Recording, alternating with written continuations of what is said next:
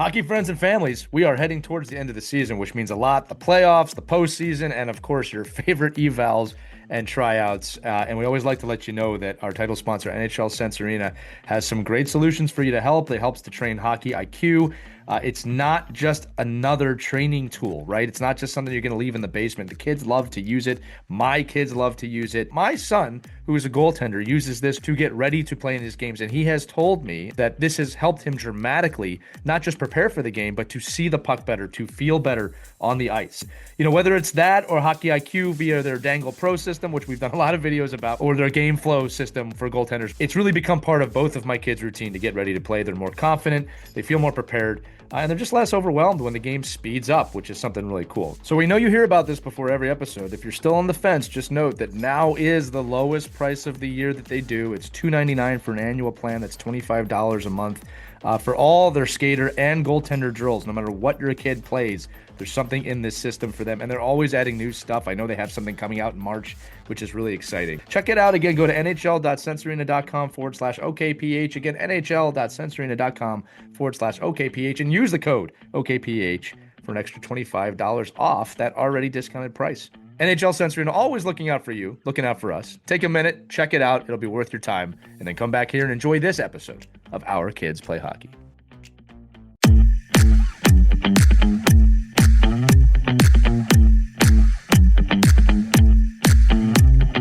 Hello, hockey friends and families around the world, and welcome to another episode of Our Girls Play Hockey. I'm Lee Elias, joined by Mike Bonelli and Hayley Scamurra, and today we're sitting down with one of the brightest young stars in women's hockey. She developed her game through the USA Hockey Development Program, something we all know, before becoming a standout at Clarkson University, and today she's a member of the Boston Fleet, and will be joining our own Hayley as a member of the Team USA for the upcoming 2026 Winter Olympic Games. That's one of the coolest things I get to announce. Listen, she's been praised for her calm under pressure, two-way play, and leadership beyond her years, and her journey is an incredible example of what's possible for young players who combine hard work with a love of the game. Prerequisite. Ladies and gentlemen, Hayley Winn is joining us today. Hayley, welcome to Our Girls Play Hockey. Thanks for having me. I'm excited. No, we are very excited to have you. I think first off, we have to congratulate you on making Team USA. What an amazing accomplishment. Hayley, it's weird to say this. We've said good job to you many times. This is the first time we get to do that. And also, Hayley, you just scored your first PWHL goal recently as of this broadcast. So congratulations on that as well. Thank you. Sorry, I actually didn't know which one you were talking to at first. Yeah, I for our listeners, I got two Hayleys on here. So I might just say Scamurra for you the rest of the episode. Sounds good. I'm sure you're used to hearing that on the ice anyway. What's your nickname on the ice, Hayley? What do they call you? Scams. Oh, can I do that on the episode today? You can call me Scams today. Oh, I'm feeling pretty. And I always call Hayley Winnie. Winnie and Scams. That sounds like a new children's book we need to write at some point in the future. Hayley, again, I'm talking to her now. Let's just start at the beginning here. For the audience, how did hockey first find its way into your life? What do you remember about those early days and learning how to skate and play? Yeah, I have three older brothers, so that's honestly how I started. Honestly, neither of my parents played, but my dad went to Clarkson, where obviously hockey was a big sport there. So we just love following the games and watching and stuff. And then when my brothers, were little, he built an outdoor rink in the backyard. And obviously that's how it all started, and just followed in their footsteps. And obviously the rest is history. But yeah, definitely the outdoor rink is a big memory. And he built it for probably like 15 years for us. So that was awesome, and definitely had a lot of competitive battles out there, and got toughened up by my brothers pretty good. So yeah, that's a common story, right? We always hear about the sibling rivalry creating the competitive environment that you need to be in. Now this is cool. I get to do this. Scams. I'm throwing it over to you. Yeah, that was lamer than I thought it was going to be. I'm sorry. I apologize right away. That was pretty lame. It's different when it's on the ice. It's okay. So Winnie, you've been through every step of USA hockey, right? Development camps, national team. What was the biggest adjustment you had between each level, and how did you prepare yourself mentally and physically to continue moving up the ladder? Yeah, I feel like the first thing that comes to mind is confidence. I think most of it was mental for me. I've always obviously loved the game and had a passion for it and worked really hard, and that came easy to me, the hard work part. And I think I was always prepared. I always prepared myself off the ice, but I think it was more like mentally for me to kind of flip that switch. And I'd have, confidence in with like say my high school team or my college team, and then going to USA, it's almost such like it's a different level. It's a different team, and you're playing with different players, and the stakes are higher and the pressure's higher. So I think the confidence and the mental aspect was a big thing for me to kind of gain and kind of feel like I belonged. And it really was just like, yeah, having that confidence in myself, knowing that, I'm here for a reason and I don't have to change my game. They picked me for a reason and all those things. So I think that's been a huge thing for me. And, still you work on it today. Obviously I'm on a brand new team with Boston, and still like every time you go to a national event, it's all about kind of the confidence and making sure like your mindset's on point. Yeah, I mean, talking about, just thinking about and staying in the same realm of your own development, it looks like you've taken such easy paths. I mean, basically Clarkson, hockey, and academics. It's it's such a smooth path for a regular academic it's easy, student, right? Everybody does that. Yeah. Yeah, I mean, it just, I mean, what I'd like to hear a little bit about though is because of the demands of that. I mean, this is a great academic institution, obviously a great hockey program. You're a high performer at both. Can you talk a little bit about, how you juggled both of those things, in your development, and maybe even before Clarkson, what did you do in high school and prep school to really get yourself in a place where, like you said, you could be in that confident place and playing a role that you were meant to play? Yeah. I think in high school, I went to like a prep school, and I think that's where I really learned, what it was going to take to make, the Olympic team or the national team one day. And I was really lucky to be surrounded by a really good group of girls and players and coaches that kind of made that easy for you. When you have someone alongside you that's also waking up at 5 a.m. to shoot pucks, it makes it a lot easier than doing it by yourself. So I think that was the first thing. Kind of, I'm like an early bird, so I like getting my work done like right in the morning. And then, obviously like academic wise in college and stuff, like you got to get your work done. And that's what we use a lot of, like we had a lot of crazy road trips and stuff that we got that done for. But I think just having the right people and support around me was really important in high school and college. And we had so many resources in college to use, whether that was like a shooting room or extra ice and stuff. And I think just taking advantage of those things. And we also had, in high school and college, you have mandatory study halls and all this stuff to kind of get your work done. So kind of just staying on top of it, I think was a big thing, because as soon as you get behind in academics, it kind of, you get behind and, having to do the extra work and stuff. So I think just staying on top of everything. And like I said, just having the right people around you. Yeah, we've had the same conversation with Hayley a couple of times, about what the sacrifices you need to make, and I think you're probably in the same boat. You didn't think it was a sacrifice at the time, but right. Can you just talk a little bit about, for the high school player, that prep school player, what you had to give up to get where you went, like, and not that it was a sacrifice, but there are trade-offs, right? And making that environment work for you. Talk a little bit about that. And was it hard or was it easy for you?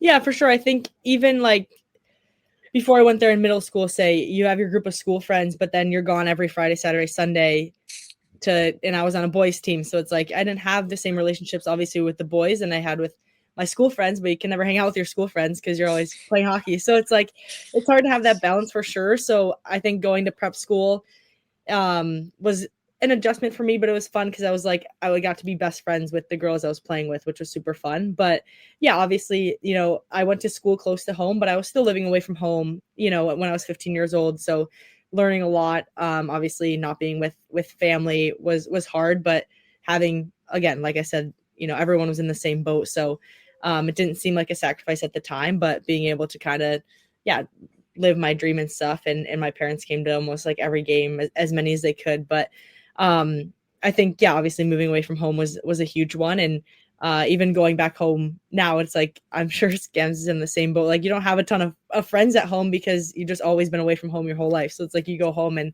there's not a ton of hometown friends you have, but that's, again, like that's sacrifice, you have to make. And now you have all these friends across the country that you got to play with. So yeah, look, it's the difference between saying you want something and doing what you need to do to get what you say you want, right? Mm-hmm. Like there's no shortage of people saying, oh, I want this, I want that, right? But Hayley, you're doing a great job of explaining, like, if you want this, there's choices that you have to make to obtain it. And here's the thing. If you're not willing to make those choices, that doesn't mean you're a failure or anything like that, right? It's just that's the choice you're making. I have to ask this too. You talk about the NCAA and stuff. There are some NCAA athletes that, I'm trying to say this nicely, the sport becomes their job. All right.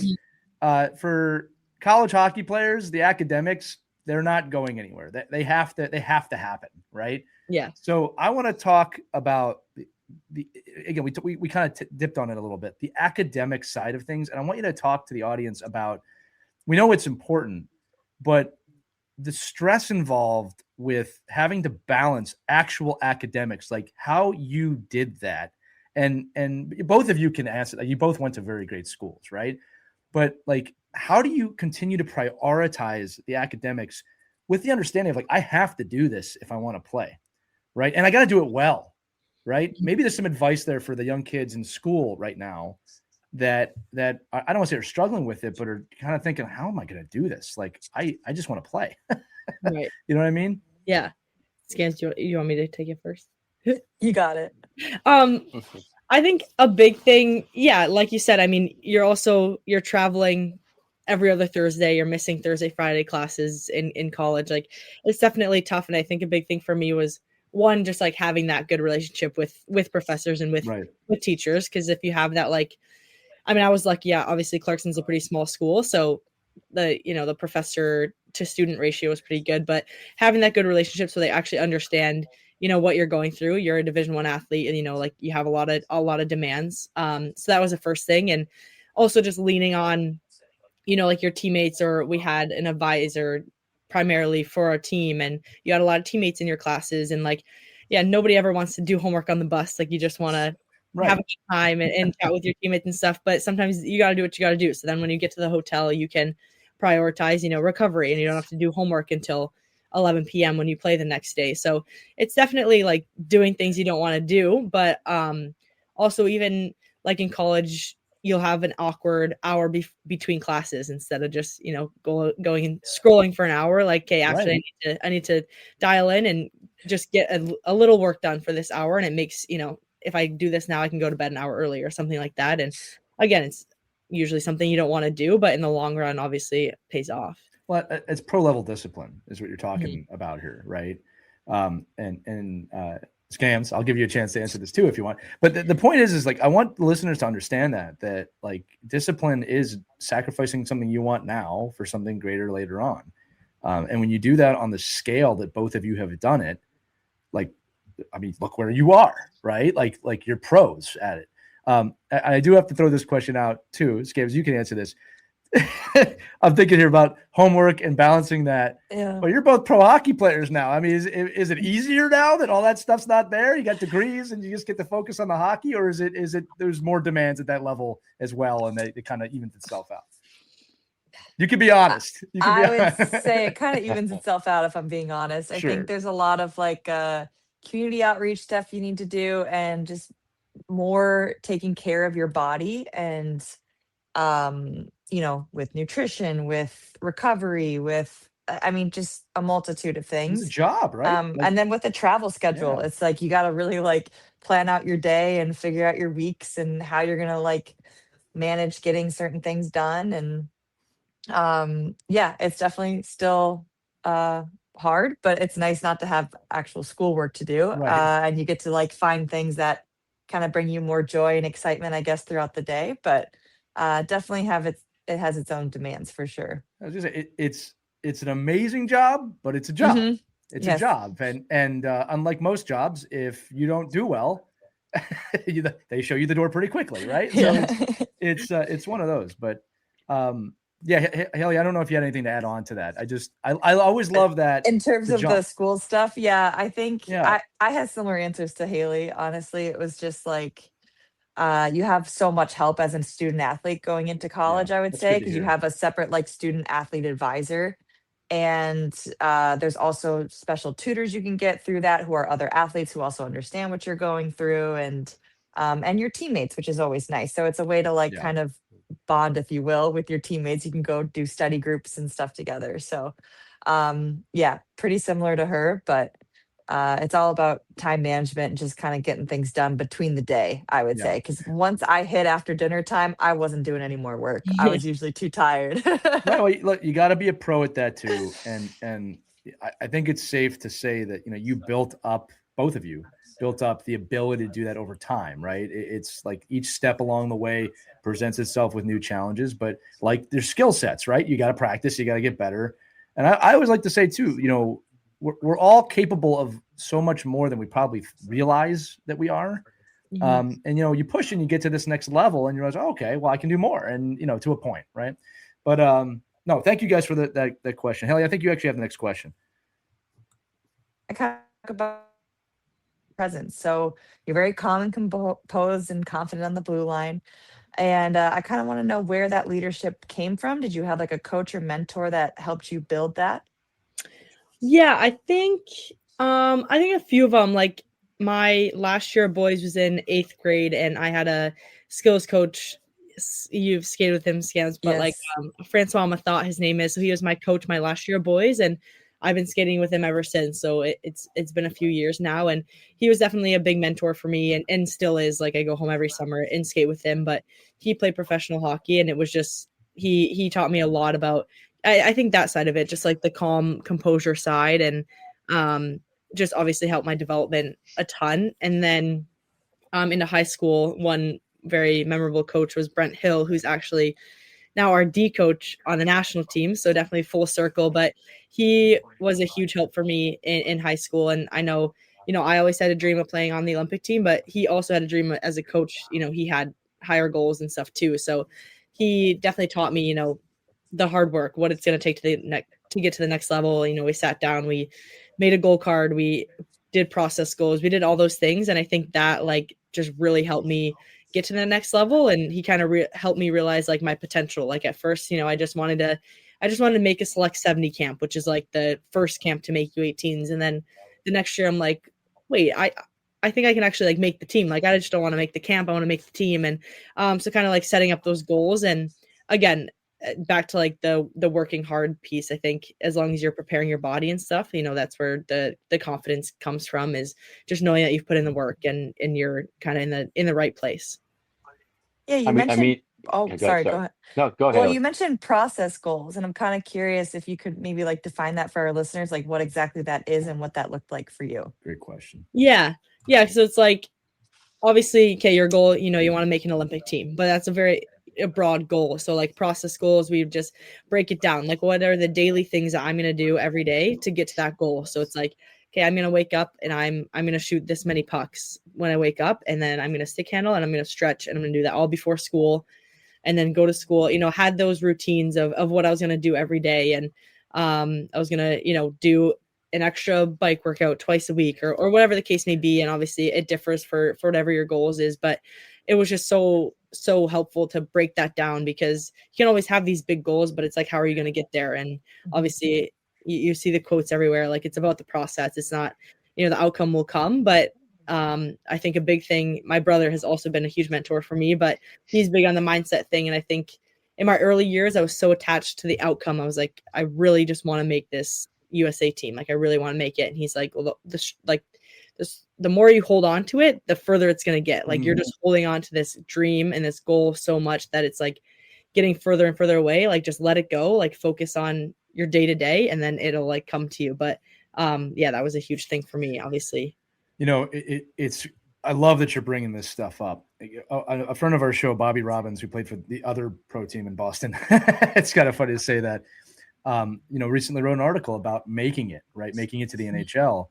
And he echoed what you just said, Hayley, in the sense of there wasn't this massive just moment. It was just all the work led to that. And that was what he was doing that day. Not that he wasn't ecstatic about it, but like you said, it's if I like what you said, if you hold on to that outcome, it gets further and further away. That's a massive thing to say. And it goes to show your point that the dream without the work will just remain a dream. If you have a dream, you want that dream to be a reality. We don't say that enough, right? It's important to have dreams, but you want it to become a reality. And if you want that dream to become a reality, process goals are key. That's just a fantastic answer. Sorry. Yeah, for sure. I think as I'm thinking about this whole, that process piece, the chop wood, carry water mentality of just saying, listen, I've got to do certain things, be prepared for what my end goal is. And then now, now this responsibility actually for both of you. And we've gotten a little bit out of Hayley, our guest host, but I think it's more on our. I'm not in the nickname, so sorry. But I think thinking about now the role that you've built for yourself, like this persona of who you are, your status as a player and a national player. I mean, what do you think those qualities, like what obligation do you feel now as a leader in women's hockey, that these other girls, these young ladies can aspire to look at you and say, wow, that's something she's doing that I want to do? Yeah, I think it's helped me a lot, honestly. Like my first few years making the national team, like seeing someone like Scams, I think a big thing for me was just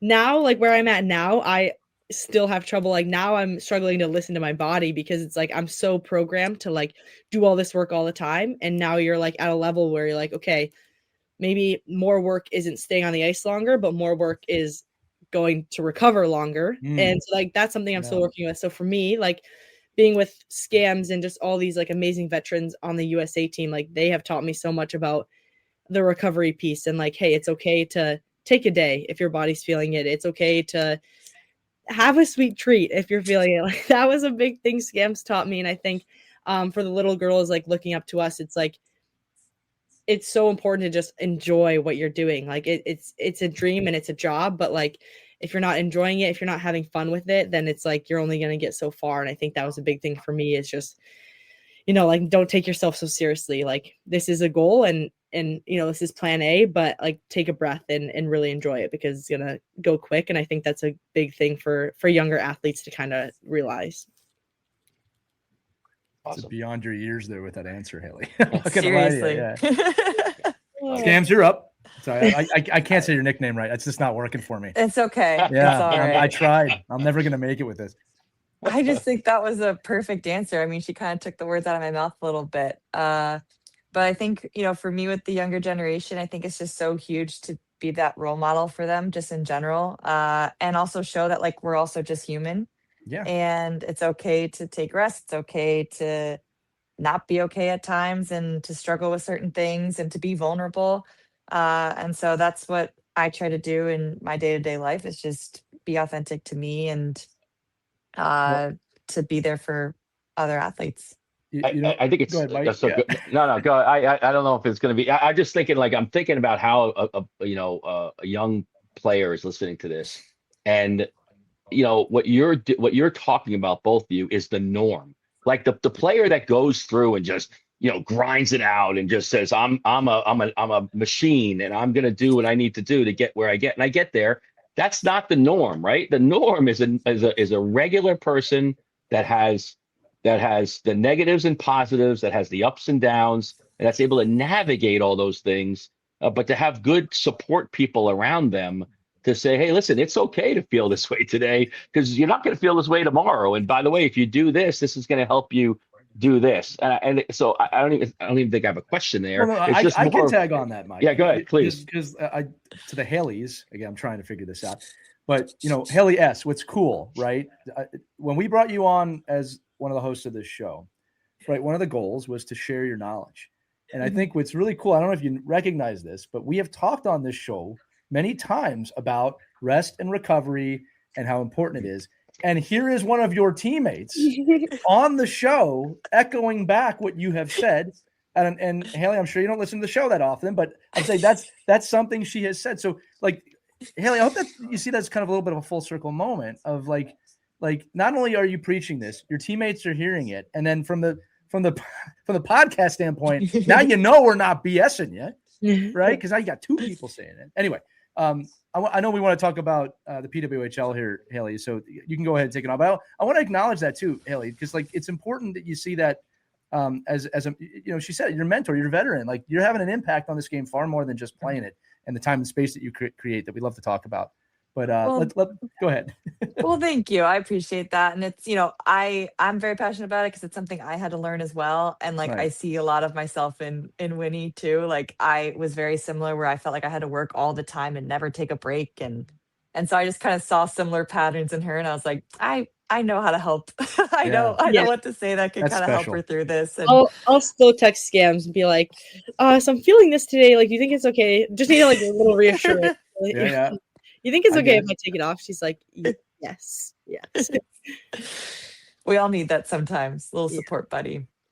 But Winnie, I want to talk to you about your jump from college to pro. This is your first year in pro hockey, and I kind of want to hear what surprised you the most. Was it the pace, the physicality, your daily routine? Like, how was that adjustment for you?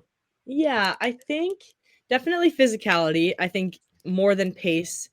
Obviously faster and quicker, but I think you almost just adjust to that naturally. I think the physicality was a big thing for me to kind of adjust to, just kind of like forget I'll like make a pass and then forget that somebody can finish the check on me and stuff.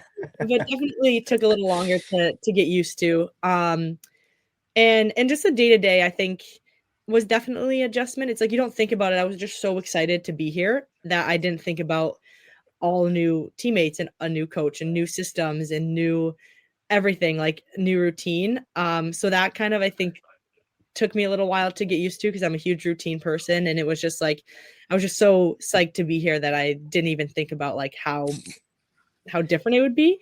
So it definitely took me a little longer to adjust than I anticipated, but obviously adjusting now, which is good. And as far as like, we're talking about not having academics and stuff, like I was like, oh, I really need to find a hobby, but it's like, Yeah. you're almost traveling so much. And then like you get home from the rink at 3:00 and then go for a walk, it's dinner. And then, you watch a show. So it's like, I thought I was going to have all this time on my hands and you really like don't have as much as you think. So it's been fun to kind of just adjust and spend more time with the girls and stuff like that. How's your autograph skills getting? Working on it. I think All it's right, not her bad. autograph is sick. Okay. Well, you got a cool last name too. Like, Yeah, it helps. She did well with her autograph. It's very like artsy. I was very jealous of it because we had to do we had to sign a bunch of stuff for what was the the card company, the card thing. Yes. Yeah. And she sent me what hers looked like. I was like, that looks way cooler than mine. Mine's just a bunch of scribbles. I'm like, it must have taken her way longer to do all those. Well, I'm going to say it again. When you have a last name that's Winn and you play sports, this is true. I love Scamurra, but that's that's not the easiest name to write. No, it's not. One of the cool things, and I want to share this with both of you. Like I'm a bit of an Olympic hockey nut and international hockey person. Like I coach. I've always been enamored with Team USA and international hockey. We talk about dreams becoming reality. I'm not trying to be sappy here, but the fact that I'm sitting here speaking to two Olympians is like a dream of mine as a broadcaster, right? And what's cool is it's pretty comfortable, right? In the sense of like, how cool is this that we're sitting here today talking about this, right? So it is such an honor to talk about this next question of you're both on Team USA, you're representing the country, you're about to go play in the Olympics. So Hayley Winn, I will start with you. It's your first Olympics. In women's hockey, there is no higher team as an American than Team USA. You have qualified, you have done it, you will be playing the Olympics. How can you even compartmentalize for us I don't know the word, the feeling, the aura, the experience? Can you even put it into words? Yeah, you really can't. I don't know. I know, like, I just remember when the GM called us, like she like told me the news and she's like, how do you feel? And I'm like, how do I feel? Like, you literally just told me that I'm about to like go achieve a childhood, like a dream that I've had since I was like 8 years old. Like, right. I don't know how to explain to you how I feel, but it's just like, obviously like just a dream come true. But it's like, I called my parents right away and we were all in tears, and it's just so special. There's so many things that happen throughout the years. We talked about the hard work and the sacrifices, and it's all kind of coming to life. But at the same time, we also talked about like the norm. Like, it hasn't really hit yet. I don't think it'll hit probably till we like land in Italy, because it's like, it's just like feels like kind of another world championships, but it's not. And It's a little different. Yeah, right. Yeah. And I know it's just going to be like such a whirlwind when we get there and stuff. And even like people say it now, like you're going to be an Olympian, and just like hearing that, I'm like, there's no way. Like, I don't know. I'm like waiting to wake up from the dream. Haley, you are an Olympian. You're not going to be. You are an Olympian. Yeah. But I hear you. So hopefully the thing that hits when you get there is Hayley Scamurra on the ice. So they got to watch out with those international refs. But I'll also say this too, is that one of the things we've been doing with Hayley on the show is kind of documenting her year, because this is a special year, right? Where you're playing pro, you're playing the Olympics, the rivalry series is going on. And Hayley's done a really great job of kind of walking us through what this is like for her, right? One of the questions that we've asked her, and Hayley Winn, I'm asking this to you now, is that, one of the prerequisites for making Team USA is really understanding that you're representing the United States of America. And I love that you talk about the call, because Katie Million's kind of a friend of the show too. And Katie has this whimsical way of speaking that just kind of sounds like she's reading a book to you. But the truth is this: when you put that jersey on, you have to have the understanding of you're representing the country. And I know you've played in world championships and you've been successful. Does the Olympics add anything different to that? And can you describe for our audience your process of that understanding of, I'm representing a nation here? Mm-hmm.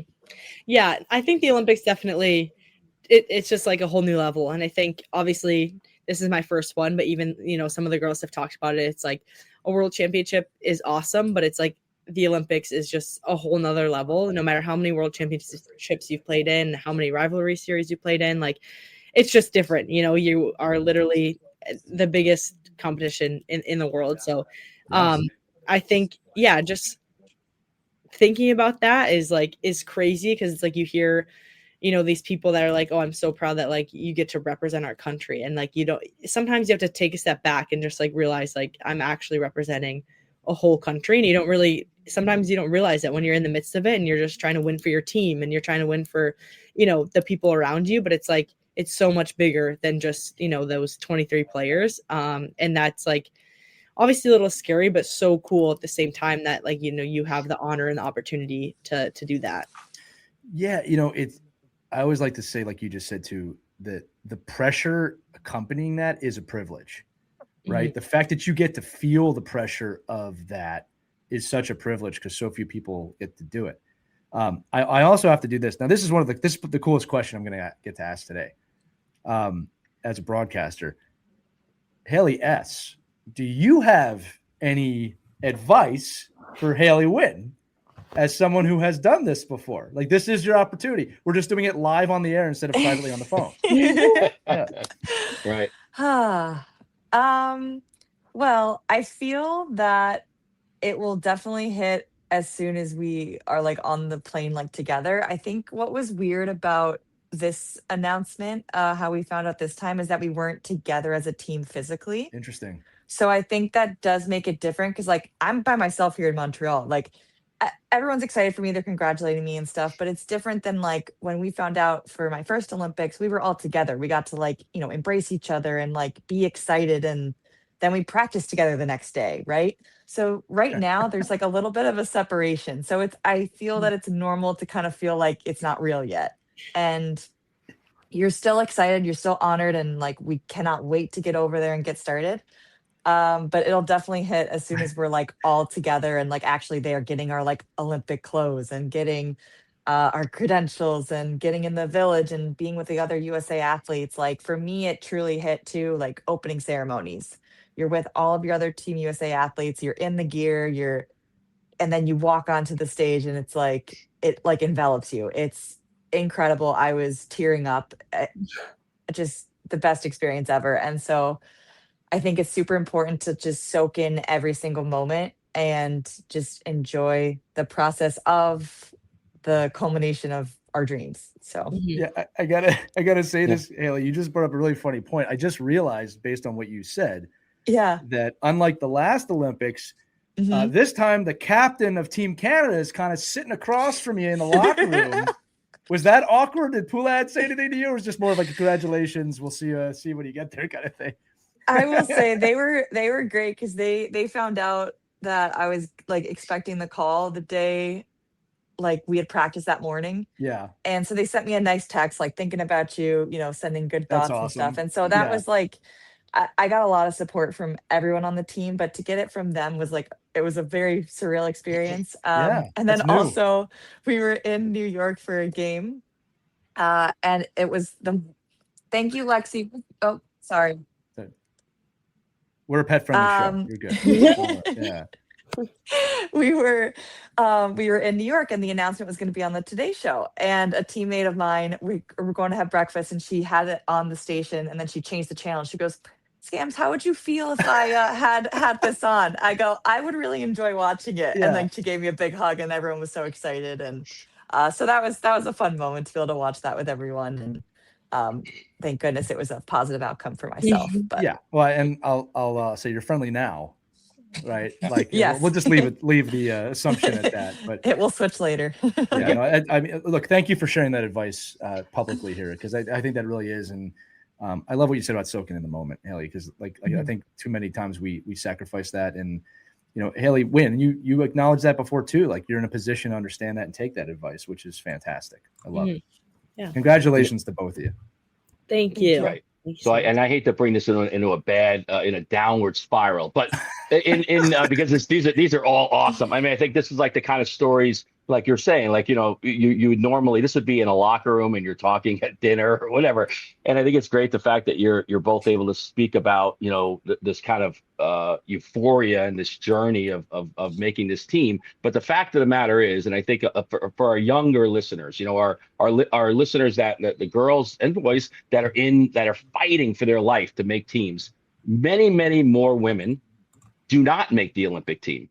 Right. And you've had a lot of teammates and a lot of classmates and a lot of people that you develop with and fight with and grow with and you're in training with.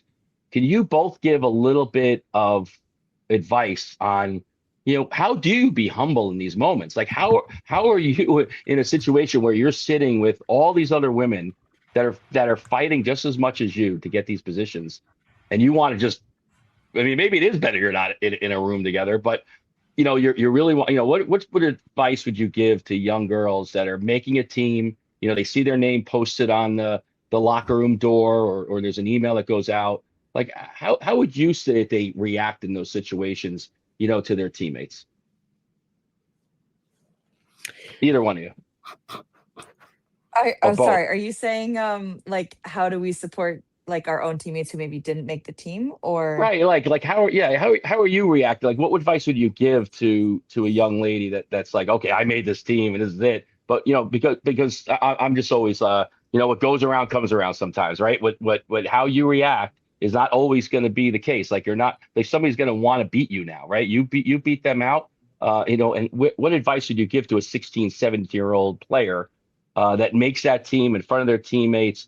What can they do to react in that moment? I mean, I think you can be excited, and I think you can also hold space for those who maybe didn't make the team and just be there to, just be there for them. I don't think there's really much you can say. I think it just stinks, but if you're there to support them, give them a hug, give them some support, like, let them know they're still a great player. It doesn't define them. Everyone has their own path and journey, I think, is important to remember. But I think just holding space for them is the most important thing you can probably do. Right. Yeah. No, I definitely agree with Scams. And I think to go back to like something I touched on earlier is like the line between like I always had a trouble with like confidence over like cocky, and like goes with humble. I think sometimes I would like diminish myself a bit because I didn't want to be cocky, but there's a difference between, being cocky and confident. So sometimes it's like, if I make a team and I look around, I'm like, how did I make this team over like all these other amazing players? And sometimes that's when like I fall into the mindset of like, you still have to be confident. Like, you still did something great. And even though, I don't know, there's players that didn't make it that are such good players, and like Scam said, you hold space for them, and you do the best you can to just be there for them. And again, there's no words that you can really say, but knowing that you did deserve that, and you do deserve that, and like you can like she said, you have the right to, you know, be happy and enjoy that moment while obviously holding space. But I think, just still being humble and knowing that, like, just because you're humble and confident doesn't mean that, you know, the cockiness side comes out. Let's call it like it is too. This is the most competitive team to make in the world. All right. And I think everyone, you guys need to confirm this, but like, you all know what you're getting into. There's no guaranteed spots ever, right? You have to earn this every single day, whether you're with Team USA, with your pro teams. So I'm sure there's a communal understanding of just the competition to make the team, and that, you know, like trying to win a championship, if you want to win big, you got to risk the other side of that too. And I think that the fact that you're all willing to risk that pain, that's actually triumphant, right? Not everybody gets to make Team USA. And I'm not saying that in a rude way. It's hard. It's the hardest team in the world to make if you're an American. All right. So I understand where you're going with that, Mike. And guys, you gave really eloquent answers there, because it's, it's like winning and losing. Like, someone's going to be elated, someone's going to be heartbroken.